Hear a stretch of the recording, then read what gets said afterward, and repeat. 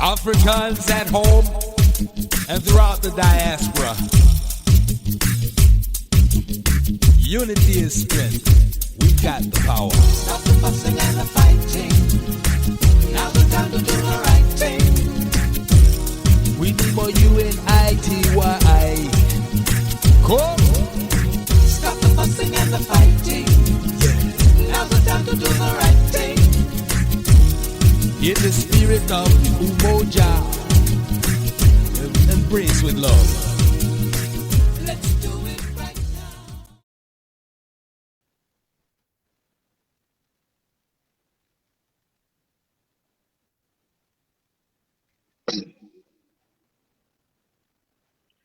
Yes, this is Jamala Rogers, your host of Voices from the Battlefield, and there has been some battlefields going on up in here. But this is also the time, as the song denotes it, it's all about unity, it's all about organizing, it's all about coming together, and that's what folks in this country are finally waking up to realize, that there's nobody out there to save us but us. This is a time that I always remind convicted felon and pathological liar in the White House, wreaking havoc, not just in this country, but in the world. And we know today he's in front of a world stage, a hostile world stage, I might add, because of his invasion and kidnapping of the Venezuelan leader, as well as his attempts to buy a sovereign country. So these folks have already called him a international gangster, which I agree with 100%. We've been calling him a gangster and using gangster tactics domestically. So now he's taking that on the foreign soil. So that's a game changer there. But the other game changer is that we had an escalation of violence by federal troops here in basically American cities. And so we're going to talk about that some more. But I want you to remember that genocide is still going on in Gaza, even though it's not in the headlines. There's so much other stuff that the president is doing to keep us distracted from the real stuff, but we can't go for the okie doke. He is doing all of this, and many people think that even Greenland is supposed to be a distraction. But what I'm trying to tell my listeners and the people that are in my circle is that even if this is distractions, it still is destruction. And so when he does the things that he does, it leaves an imprint that we are going to have to clean up. And sometimes we may not even be able to clean it up later. But if this is all to keep us from getting to the Epstein files, we can't be distracted. That is important. That is as important as some of the other stuff going on. But I know he's trying to wear us down. He's trying to keep us hopping from one issue to another. And the fact that he's doing significant damage means that all of us don't have to respond to everything, but we got to respond. We got to be organized to respond. Some of us may not think that the destruction of the West Wing for a ball is significant, but it is, because it's a metaphor for what he's doing in this country. And so we want to pay attention to everything he's doing, even though it is mind-blowing, head-spinning kinds of things every day.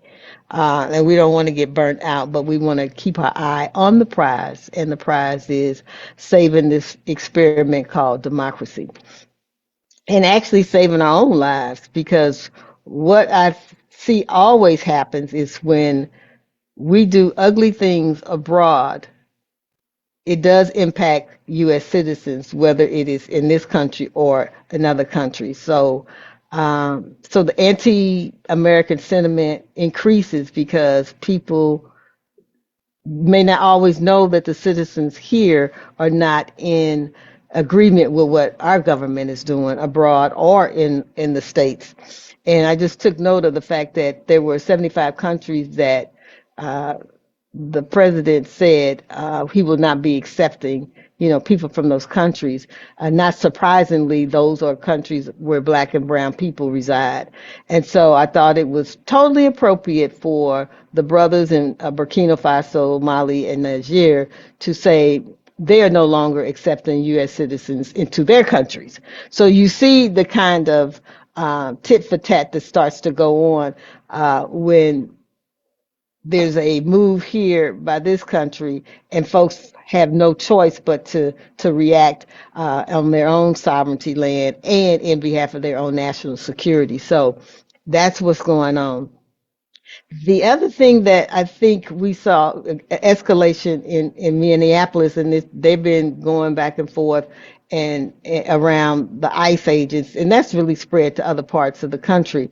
But I think I really am so proud of the folks in Minneapolis for holding it down, for making it clear that they don't want ICE there.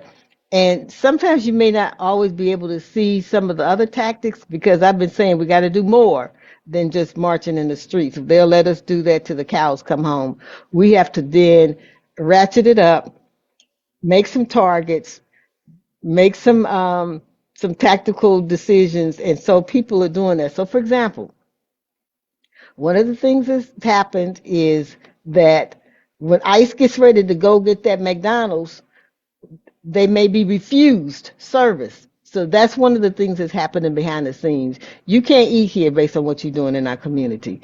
And these folks have the right to refuse service to anybody, even a federal agent. So the butts are going to be going hungry. And even some of the hotels in Minneapolis or in the Twin Cities, period, are refusing service to ICE agents. So those are some of the nonviolent things that people are doing, very creative. The other thing that was a big deal was that Avelo Airlines, who had a contract to do deportation flights, has now refused to do that. So those are the things that we have to do. We have to still be in the streets. We have to still say, we don't want you here. We oppose these policies. But we got to be doing stuff that's going to make them realize that they got to do something differently. So we got to do something different. So yeah, I'm just really uh, encouraged by the kind of tactics that folks are using. Sometimes they might be a little non-traditional, like pouring water in the streets as the ice freezes over. So ICE folks who are not used to that element in Minneapolis or falling on their butts. So yeah. So yeah, it's just a lot going on. And one of the things that while we were sleeping that happened, and this is the kind of stuff, y'all, that the MAGA folks are doing. The owner of the Rams, and I think he also owns the Denver Nuggets. While we were looking at all that was going on, this man bought up another 937,000 acres of land in New Mexico. This man now owns as much land as twice the size of the state of Delaware. Twice the size of Delaware. Why does one person need to own that much land in this country? But that's what's happening. That's why, y'all, we gotta stay woke because we'll look up and we all will be on reservations because they will own and control the most valuable pieces of real estate. So let's be mindful of that. And I think that the New York Times just did a piece about how the Trump family has enriched itself in this first year, something to the tune of $1.5 billion. That's a billion.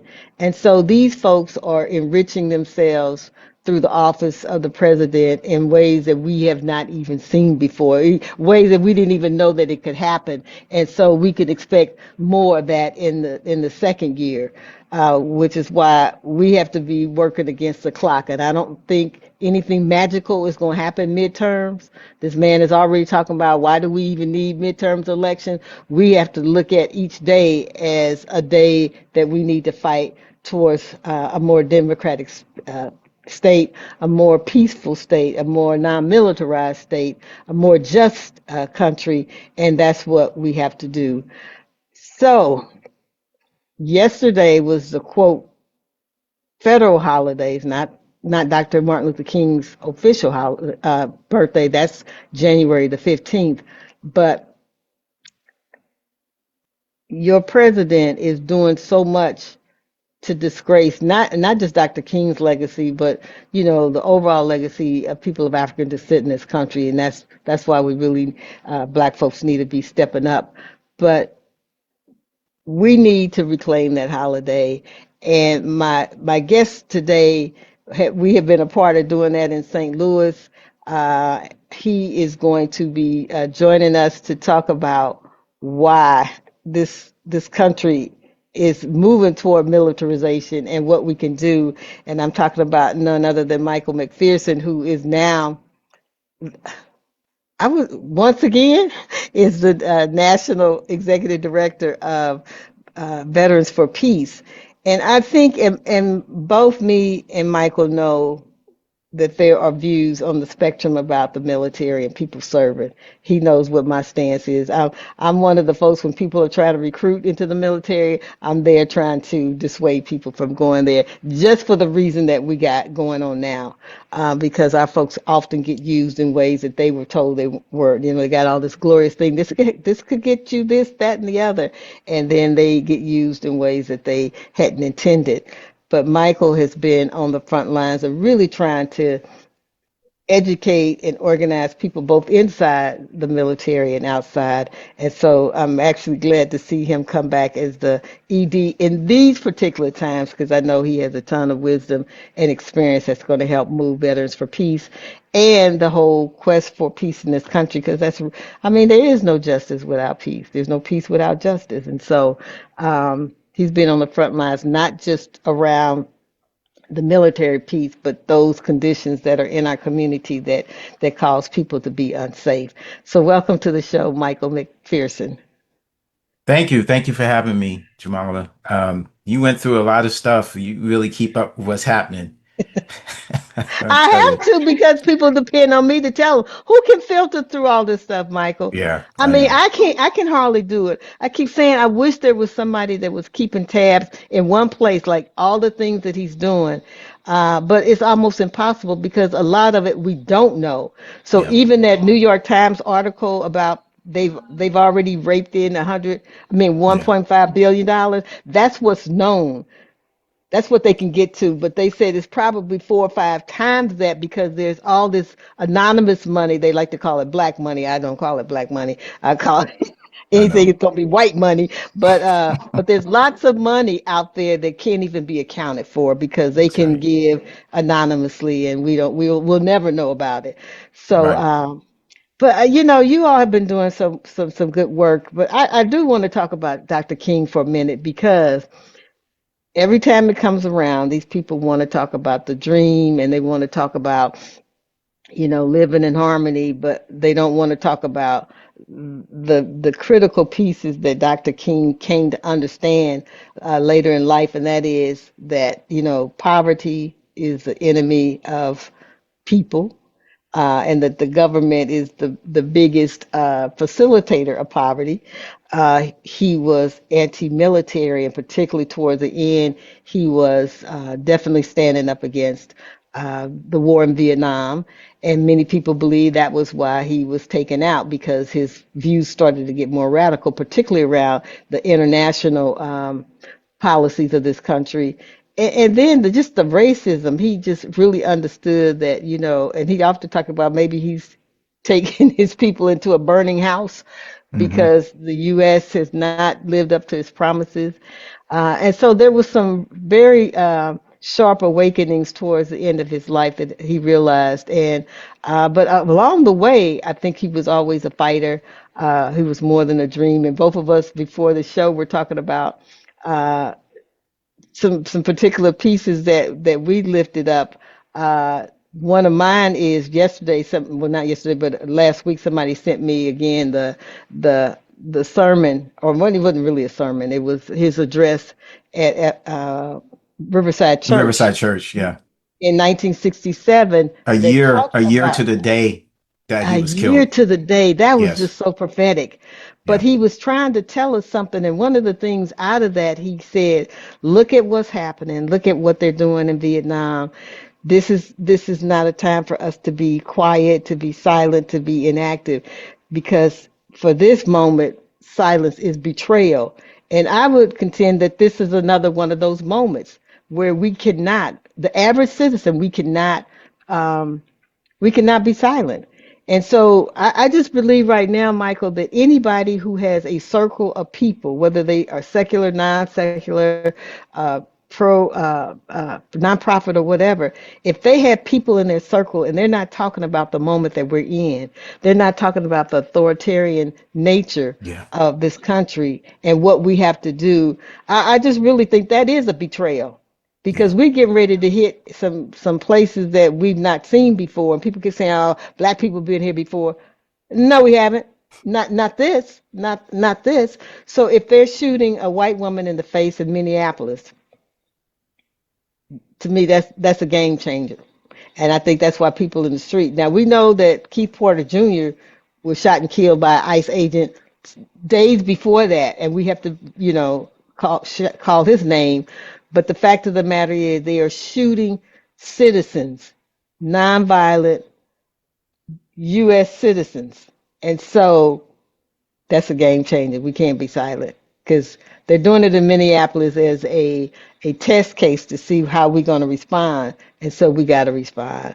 So Right. what's your, you had a book that you were sharing with Yeah. me about Dr. King and his organizing, and he was an organizer. He just wasn't a pacifist. No. No. So what I try to do so people can see this, it's called Testament of Hope, the Essential Writings of Martin Luther King Jr. So every year, and I can't say I've been able to do it every year, but what I try to do is every year between Dr. King's birth and his death, I try to read either one of his books, or even if it's something a short piece, because he wrote quite a bit, a short piece that he wrote, or something about him that somebody else wrote. And so this book, Testament of Hope, has some of his complete writings, book wise, but it has a lot of his speeches. And I was just sharing with you how there's a chapter called Nonviolence, the Only Road to Freedom. And then there's a subtitle called Techniques of the Future and Strategies for Change. And one of the things he talks about in Techniques of the Future is the different components to resistance, and how you have to have these components together. It's not one or the other. So he did talk about marching and demonstrations, but he talked about how it has to be sustained for a period, like a month or more over a period of time, and consistent. He talked about non-cooperation with evil. So he's talking about boycotts, and not buying things and things of that nature. And he also talked about organizing, and he said that is the most powerful tool, is to organize. And he also talked about the different sectors that you need to organize in, labor, etc. So one of the things, if people haven't read Dr. King, he lays out stuff, and you could read a paragraph that almost is like a book, because the concepts in the paragraph or even a sentence are so deep sometimes that you have to sit and think about what he's saying. So he's well worth reading. And when you talk about him being radical, so he talked about the triple evils in the speech at Riverside Church, which was materialism, war, and oh my God, I forgot the third one right now. It just totally breaking my mind. Racism. Materialism, and yes, racism. Which one thing I also add climate destruction, or not having respect for the earth to that now. And when racism, I think of all types of xenophobia and oppression myself.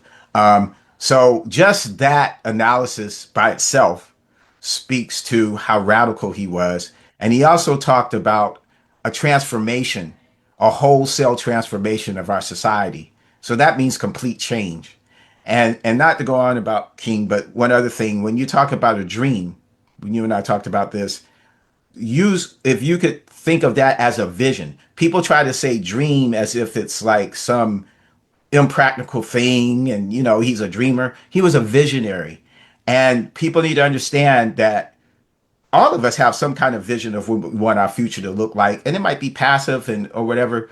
Um, but certainly the people who are doing the things that they're doing in our nation right now have the reason they're doing that is because they have a vision of what they want this world to look like. And it's one of controlling us, and making money off of us, right? So we have to have a vision. And I'm not saying you have to have the same vision as Kings, but I think Kings was pretty damn good, you know? So it was one about us living together, all of us having our needs met, all of us figuring out as the human family, how to move forward. And so don't think of it just as a dream. Understand it was a vision of how the world can live together. And he talked about if we don't figure it out, we're going to annihilate ourselves. He talked about that, So yeah, there's a lot more I could say about King, but Yeah, yeah, but it reminds me though, Michael, you were here in St. Louis, and we're only letting you be on loan in Seattle until we need you here. And luckily, you're the national director now, so you can come back and yeah, forth. But there were times when we had to really reclaim the Martin Luther King yes, holiday activities here in St. yes, Louis because they were yes, stuck on that dreamer part and not really looking at, okay, what are the issues here going on right now that we need to tie to King's legacy, and that's what we right, needed to be talking about. And I think, I kind of look at King all year round. I know you say that particular space between life and death, and that's good, and other folks need to do that because he has such a volume of yeah, work that is still untapped and definitely not talked about. So I think it is going to mean people like us keep re-raising those points that really point to the now and how we can organize now. Because organizing is universal. You just adapting it to the time. So that's right, he's got some stuff there, and he was successful in winning some stuff. that's right, People didn't always agree with his tactics, but when you in the South, he adapted them to a Southern that's strategy, right, and I think right. that was appropriate. What do you think Dr. King would think about where we are right now? Yeah, so I want to say something, and then I'll get to that. Dr. Cornel West called it the Santa Clausification of Dr. King, making Dr. King Wow. like Santa Claus. Yeah, I mean, years ago Ah, he wrote a piece about that. So that's real important to understand that they kind of whitewashed him to use him, and the system tends to want to do things with ideas. It's one thing that's in, especially in people, how free we are, how free we aren't. We can argue about that, but the point is though that in this society there's all kinds of information. You and I are doing this show right now, so there's stuff out there. So when you have a society where the stuff that can actually bring the system down is out there for you to grab onto, it has to find ways to make those things not as potent as they can be, right? Because it's there. right, So it tries to integrate it. They try to do that with Malcolm X. Try to integrate it into the society in a way that keeps it from really being critical of the society. So that's what it's what the society has done to a certain extent, and that's why I ask the young people listening to this: do not allow them to let you think that Dr. King, because he believed in nonviolence, was not radical and dangerous to the system. Because you talked about earlier why he was killed. Myself, I think Vietnam played a role, but I think the Poor People's Campaign that he was about to launch played a larger role. And I think, and because he was bringing poor black people and white people and everybody, that was really scary to the system, right? And guess who else was killed for a similar reason, in my opinion? Fred Hampton was killed for that reason because he was doing the same thing before Dr. King, bringing people across the economic spectrum together. And that's what they want. When I say they, the ones who want to maintain the status quo and make America whiter again, they don't want us to unite. Like they don't want poor black people and poor white people. They want to keep us separate. So when those two people who were charismatic and could possibly do it, right? That scared them. King had proven that he could bring a lot of people together, right? And Absolutely. Hampton was proving it. He hadn't fully proved it, but he was proving it, and he was young. So I believe both of those men were killed because they were bringing poor people across the spectrum together. And I totally agree with that. And remember that, and some people don't know this, that Fred Hampton was the one who first put forward the rainbow concept, Yes, Rainbow Coalition concept. And so, and with him being as young as he is, he was going to have a lot of time that's to right. do the work that he was doing. So you're absolutely correct. And Yeah, then remember where King was killed. It was fighting for the sanitation workers that's right. in Memphis. That's right. So he understood where he needed to be. Yes, Absolutely. the economics of it. So, what would King think today? I think he would not be surprised, right? Because he saw the trajectory of US American society when he talked about the triple evils. He was talking about where we were going. The transformation that he was calling for hadn't happened, so he wouldn't be surprised. I think he would be very sad, and heartbroken because I think he was kind of an emotional person and had this really serious empathetic way of feeling the pain of the world. So I think he would have been very sad, but not surprised. He would have been angry at how people are treated and how greedy people are. Because for me, that's the core of this. Whatever system, if it's capitalism or whatever, if you got greed running around in it, I don't care what it is.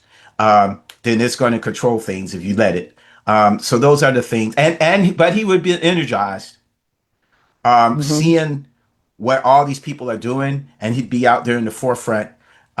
He might have been one of those people going to that church in Minneapolis, turning the tables like they talked about Jesus did when he went to that synagogue Yeah. and saw all that commerce that was taking place in there, money being exchanged, and he turned those tables over. So, I'm not going to say for sure he would have been there, but he would have definitely been holding accountable people who claim to serve God, to serve Jesus, for doing the kinds of things that many of them do, and following this guy called Trump.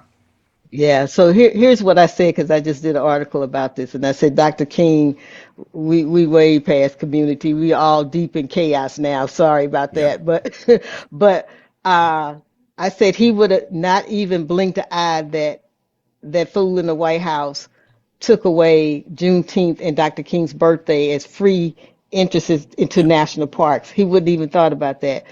He would have been more concerned about like the impact the tariffs were having on working people, Right. the fact that the inflation was that folks are homeless. All of that is Yep. just like off the chains. That's where he would have been putting his energy. Yep. And then I said that I think he would have went to the White House Mm, to pray with that fool because that's what kind of man he mm, was, mm, but then mm. to confront him about Yes. what he was doing to this country. Yes. So Yeah. I do believe he would have been all the things you said, angry, but energized. But I think because he was a pacifist and a man of God, he would have went to the White House and Yeah. had a prayer meeting with that fool, and that fool probably would have been obliged to do that, knowing he Yes. don't believe in none of that. Yeah. But Yeah. that's the kind of man he was. He was going to Yeah. be like a confronting you about the injustices that you were creating, but he saw you as a child of God and to be embraced. Very different from my thinking. So, Yes. so, so yeah. Yes. So let's Yes. talk about this Yes. militarization of the country. And I would say, Yes. and you probably will agree, that the militarization has been happening for a while. Yes. We see it at certain flashpoints like Ferguson, Yes. because we did not know all of those things were waiting for us that have come out of the 1033 program Yeah. that were going to be used on American streets. And we're like, whoa, okay. So this is not new, but I think what we're seeing now in terms of how the escalation of different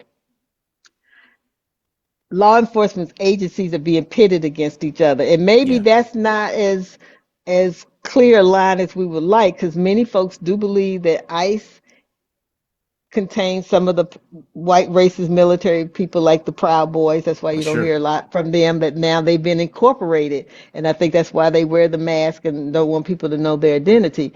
Yeah. But some of those folks are also in local police departments.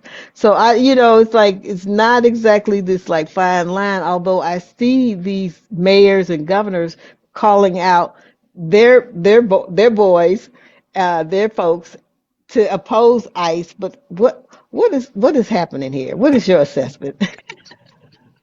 Yeah, I know.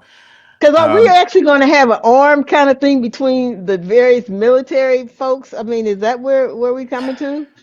yeah, that's a really good question. So again, before I answer that, just one last thing about King in this piece that I was reading about why nonviolence is the way forward. One of the things about King, just on a practical level, not only on a philosophical level, when he talks about nonviolence, he pointed out that the system is willing to kill a lot of people. The number of people that the U.S. killed in Vietnam, for example, were over 1 million, 2 million. I can't remember exactly how many. Hmm. And just think about how many died in the so-called war on terror. Look at the thousands of people that the Iranian regime has killed.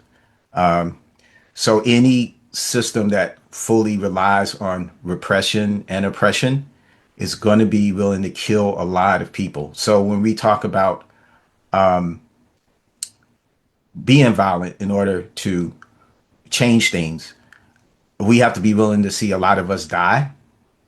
And if you are, then that's fine. But just remember that, because a lot of us will die, and we don't even have, just on a practical level, that's what I'm talking about here. We don't even have the weapons and all the things to counter the millions that they will take out. And he said in this thing, especially to keep, I can't remember how he put it, but to keep white supremacy property or something like that. I mean, he just called it out. Okay. So, and don't forget, y'all, this is what we are pushing back on right now is the movements about making America whiter again, making America more patriarchal again, all of that. So they're willing to kill us. And he said that in there too, in this piece. So he's very clear eyed in that.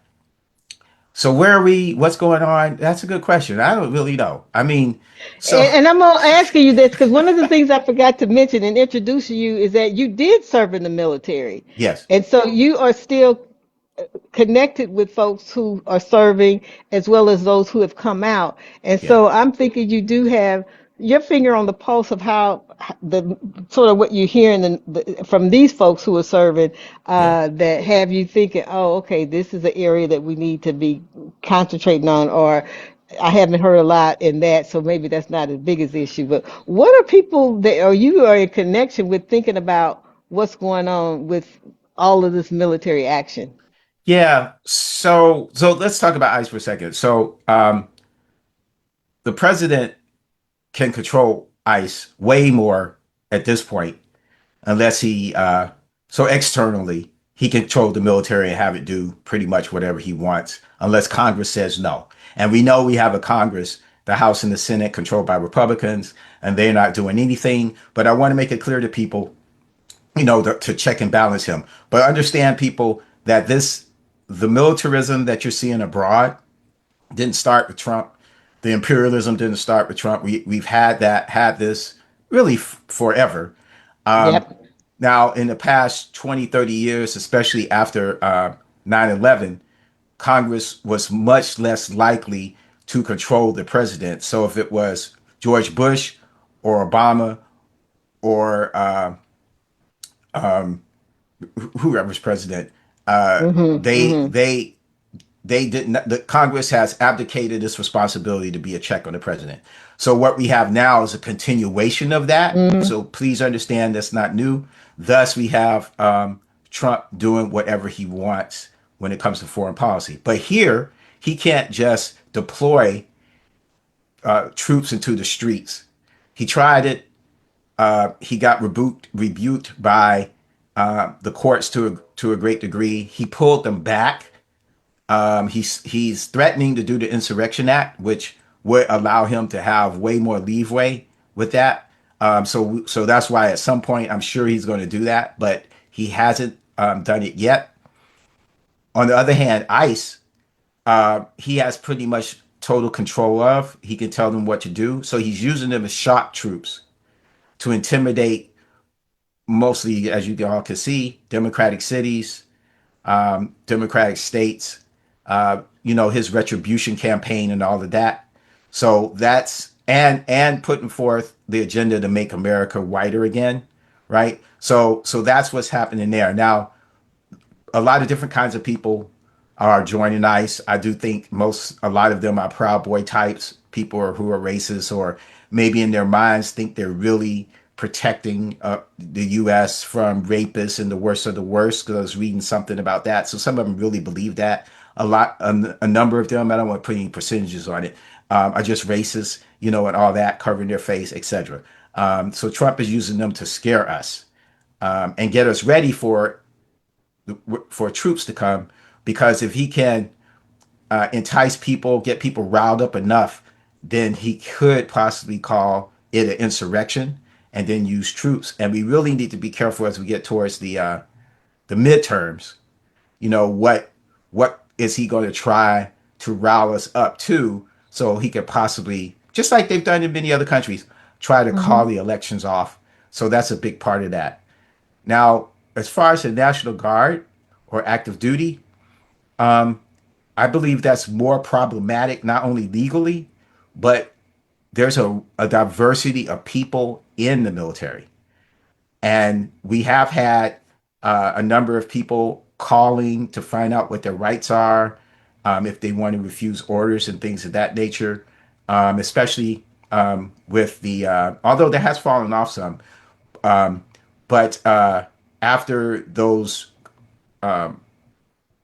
lawmakers released that video, you know, so about refusal of orders, that you have the right to do that if you are given an illegal order. In fact, not just a right, you have an obligation.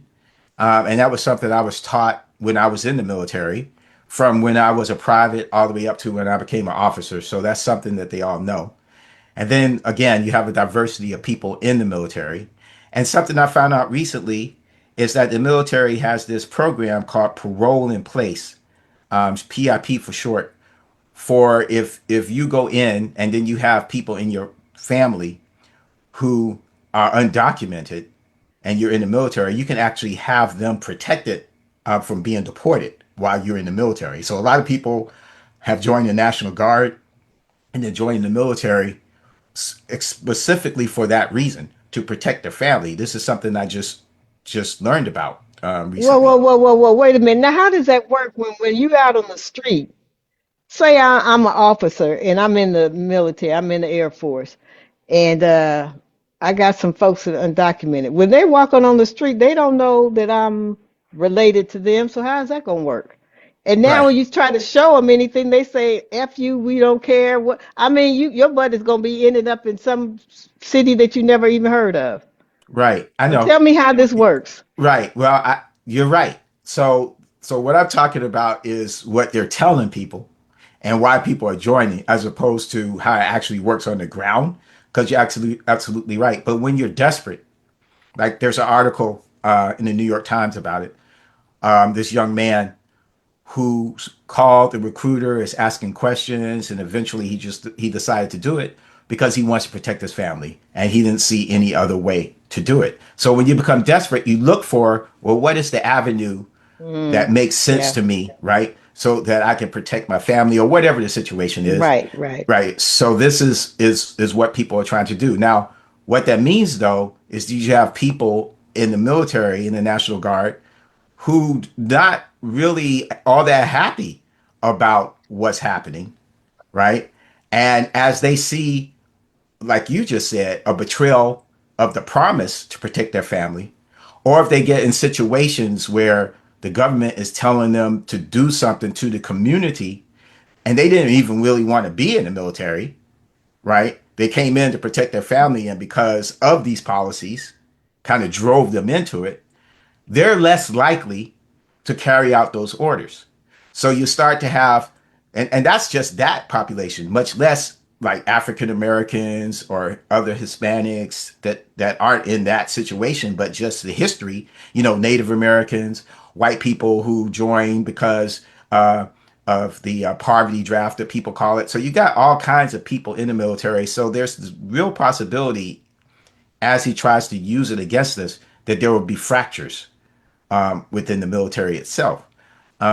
And we know because we have a number, Veterans for Peace have a number of active duty people who have joined our organization and they're not necessarily active in it, but they signed up, they got in touch with us. So we know that there are people in the military who disagree, who took action. And so for every one of those persons who signed up, there's other people who are like, I'm not doing that, but I agree with you, bro, but I'm not doing that. So yeah, so they're setting themselves up for more than likely some internal strife that they might not really be aware of because they are so authoritarian. They just think people just going to do what you tell them, right? And it's not like Or that, else. or Yeah, else, yeah. yeah, And I'm thinking of the image I saw of a black police officer in Chicago confronting a right, white ICE agent and threatening to arrest him. And I'm thinking, uh-oh, what happens? I mean, I'm trying to go like past what I'm seeing because I see the escalation uh, and wonder what's really going to happen. And I maintain, and I think you might have intimated this, is that the president is trying to push people so that he can use the Insurrection Act. yep, Because then all bets are off and all of us will be under house arrest for real. But here's the thing that's difficult. When you have people pushing and pushing you, that's not just like talking bad about you, but they actually are the representatives of your living, your standard of living, or your life period. So you can't sit by and just say, I'll see what's going to happen. When they start pushing you and pushing you and pushing you, there's going to be a human reaction to that. And so when that happens, it's not going to happen all at once, but we could see parts of that happening in Minneapolis. They're going to be doing a walkout on, I think it's Friday, where yep, they just going to say the hell with, work, and we'll see what happens with that. right, So that kind of like you're saying, I'm willing to give up my a day's pay, or if I right, get fired, that's a line that people seem to be willing to cross. And if you're willing to cross that line, you might be pushed to cross other lines. And so what happens when that ultimate confrontation happens where uh, people then start really physically engaging ICE agents, and right now it's ICE agents and not the police or the National Guard. But I heard some of the mayors talk about the National Guard is different from ICE because they are from your community. Well, yeah, we saw what they did in Ferguson, so don't even I ain't buying that one, okay? But I do think that the people at ICE have been given a license to kill. They've been given immunity. They've been given, like, whatever you do is fine. You don't have to worry about it. If you get charged, we're going to pardon you. So it's almost like, do whatever. And I think that's what people hear. And they say, well, if they're going to do whatever, then all rules of engagement are off now. And I'm going to do whatever I need to do to keep safe. So I'm just thinking about this Insurrection Act and how it will play out if when people get to the place where they can't take it anymore. What will we see? Not just in Minneapolis, but in some of the other cities that they'll be coming to. Because, like I said, I believe this is a test case. He really wants, as he said before, he actually says what he's going to do, and I believe yeah, every damn does, word he say, even though I call yes, him a pathological liar. So when he said, "I want to take this to every city," I yeah, think that's what he means. He'd like to do that. yeah, So it's interesting that he's going after all the bad guys, that come into this country when we see that like a high percentages are not that. yeah, But not only that, the top three states with immigrants is, of course, California, Texas, and Florida, but he's not in Texas and Florida. So how do you get to be in Minneapolis? Why? Because there's Somalians there, and Right. you hate you hate the congresswoman there, and so Right. you're going to make an And example. Keith So Ellison. the retribution aspect is what makes him even more dangerous. Yeah. But I'm still thinking about how do we get our people prepared for what could happen. And I know some still think there's checks and balances, but those are pretty much, Michael, they're gone. The courts can't control them. The executive branch can't control. The legislative branch is not controlling. The media, parts of the media, particularly the mainstream, has bowed down to him, and definitely corporate America has just bowed down to him. So it's not a whole lot left but us. Right. And so I think we have to be more strategic. We have to look at this in a sobering way. How are we protecting our communities? I know some of us are being good allies and protecting immigrants, but it's a fine line between an immigrant and a U.S. citizen, Yeah. undocumented immigrant and a Right. U.S. citizen, and we're seeing that. So, how can we get our communities prepared? Yeah. Um, yeah, you're I think you're talking about how people could be pushed to react seriously in a violent way. So how can we organize and get people prepared so maybe we don't, so that we can push back enough so that doesn't happen, I guess is what I want to say. Um, but before I try to answer that, I do want to share that I did see a post of it was a veteran posted. I don't know if you know how on Instagram, like I could post a video and then I could have me down in the corner reacting to the video that Yeah, I yeah, posted. Right, yeah, yeah, right. yeah. So there was a vet who had a weapon who posted another vet, and both of them were black, who was just talking about what he saw coming. So the vet who was talking was saying that he sees an insurgency in the horizon, over the horizon. And so he talked about that he doesn't think ICE is ready for that at all. Because and he talked, he was in Iraq, so I know what an insurgency looks like. He talked about Vietnam, etc. And the guy that was in the corner had his gun, and he was like, "Yeah, that's right," kind of thing. So people see that, and that's a real possibility, especially with all these weapons that there are here in the U.S. And so, yes, so let's not forget that. So I feel like, again, going back to Dr. King talking about how many people will die, that we need to be real clear on what that kind of thing looks like, because having gone to war, I don't know if people understand what those deaths, even trying to sustain yourself, like food, water, keeping the gas on, keeping the electricity on. The people, you don't understand what that means. Okay. So we don't want that. We have to figure out a way. What is the framework? And one of the pieces, again, going back to Dr. King, is non cooperation. Because if enough of us don't cooperate to keep the economic system going, that hurts the class, one of the classes anyway, that's supporting him, and they like money, so that's a very Love important. it, not like Love it. love it. Yes, they love it. Right, right. So when they start to see that part crumble, that pillar start to crumble because of our non cooperation, they're it's like, well, I don't need to support you because the whole reason I'm supporting you is because I thought I was going to get some more money out of this. Now I'm not. So people need to be clear, and we need to organize people so they can see how these pieces, what these pillars, how they support this thing, and which one of them you have the capacity to help undermine and crumble, so that you don't feel like you have to go this violent direction. Because once violence starts, who knows where it's going to end? How long has the violence been going on in Syria, for example? It's been going on for over a decade. So violence is like a fire. Please understand this. And it keeps burning until there's nothing else to burn.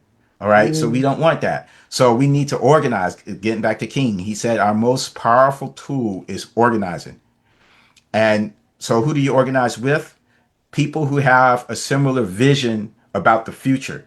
That's who you organize with. And don't get hung up on the road to that future, a socialist, a communist, a Democrat, don't Green Party. Don't get hung up on that. Figure that out together, what that road looks like.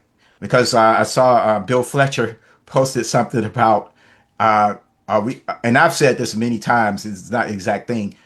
Are we going to argue when they put us all in jail? When we're in the concentration camp, are we still going to be arguing there? So yeah, that we can't be arguing about that, and it's okay right. to have disagreements, because just think about sometimes you in a car with somebody, you try to get to the store, and one person want to go another way, and another person want to go which was the best way. But if Yeah, so yeah, you know what I'm saying? So yeah, yeah, we yeah. could figure the road out. The people who don't have that same vision are the people that we need to be confronting and having the throwdown with, not the ones that Right, have a right. different idea about how to get there. I want to go back to your part about the insurrection piece because, like for example, some of the Black Panthers in Philly they got their semi-automatic Yeah. weapons and they are guarding parts of the community and people like, yeah, yeah, yeah.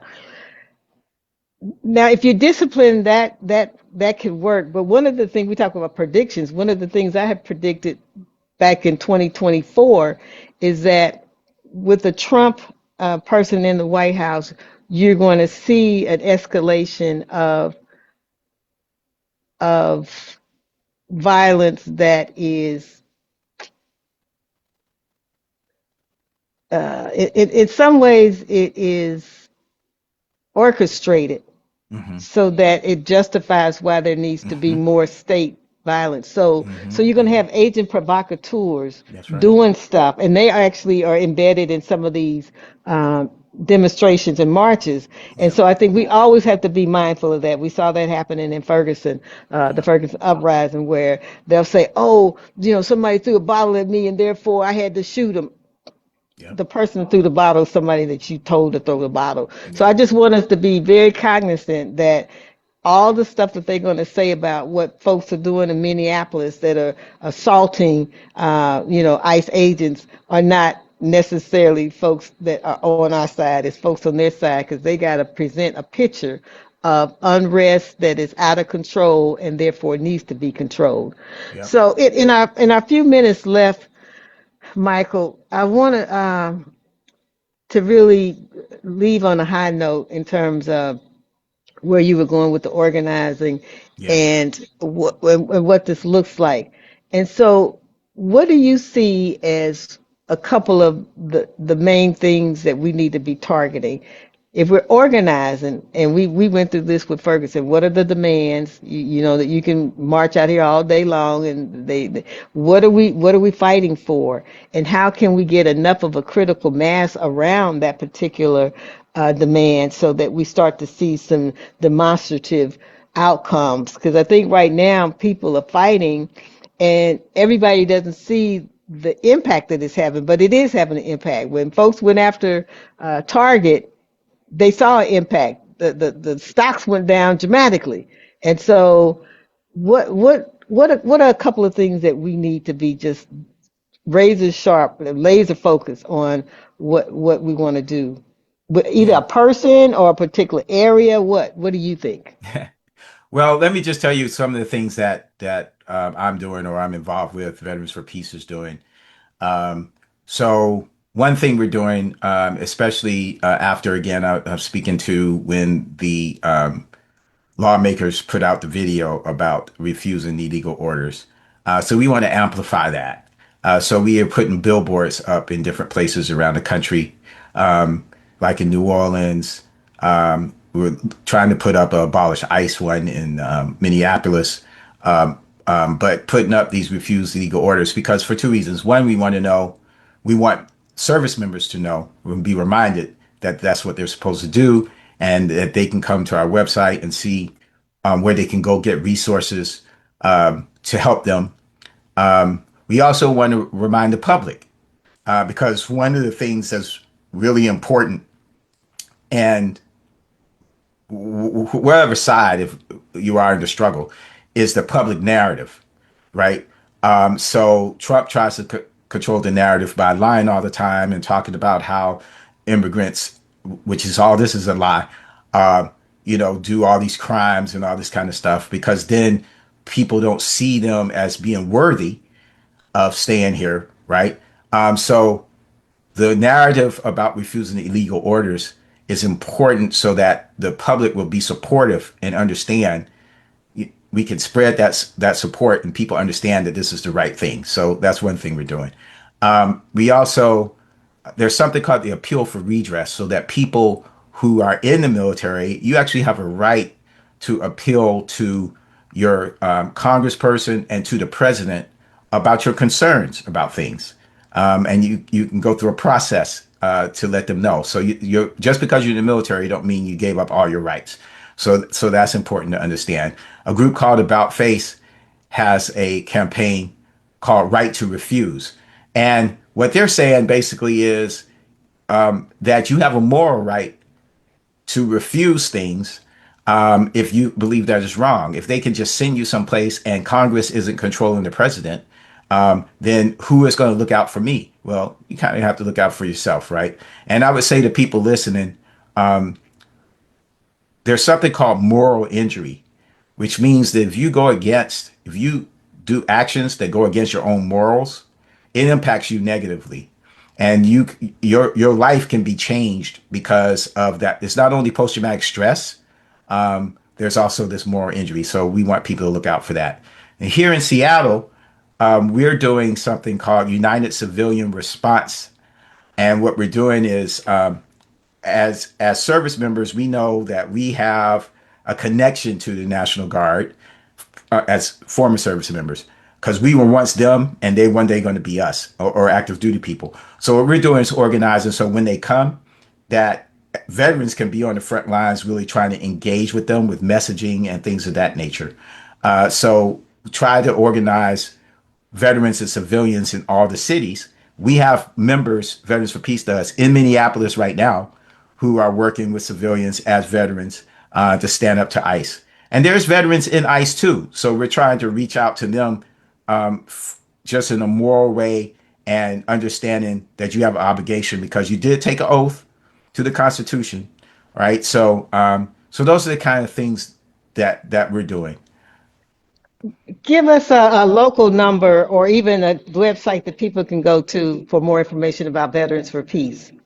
Yeah, veteransforpeace.org, our name.org. Go to the website and you can get more information about Veterans for Peace and also see information for service members if they have questions about what their rights are or if they want to try to get out because they want to be conscious objectors. We can point you to the right organizations to do that, like Military Law Task Force, GI Rights Hotline. That's pretty easy to remember. GIRightshotline.org. You can call them. But all of that is going to be on the website, right? Yes. Mhm. Okay, great, great, great. It was Yeah. a joy having you as usual, Michael.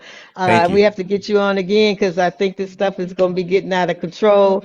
Oh, This yeah. weekend is the 46th anniversary of the Organization for Black Struggle, so we hope you see you there. If you want to have more information, go to the website, JamalaRogers.com, and you can register. It's virtual and in person, so some people get a little worried about the weather. No problem.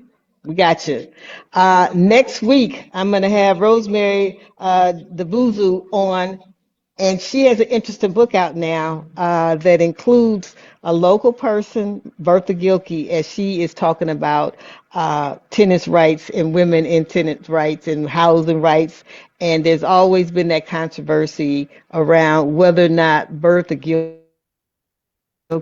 was a tool of the government to dismantle public housing. And so we'll have a Mhm. little discussion about that. It's not all about that, but there is a chapter where they're talking about tenant owners instead of tenant management. And that was a huge, I think, pivotal place in housing struggles that needed to be written about. And so she's written a book about that. So that is next week. But this this show included, any show that you've missed, you can go to JamalaRogers.com and see that some of them now are on YouTube, the visuals, but there's always the audio is on the website. So yeah, uh, this is Jamala Rogers, your host of Voices from the Battlefield, and I will see you on the battlefield.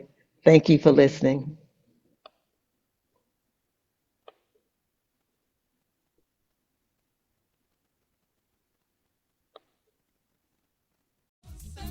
We've got to do it right. Stop the fussing and the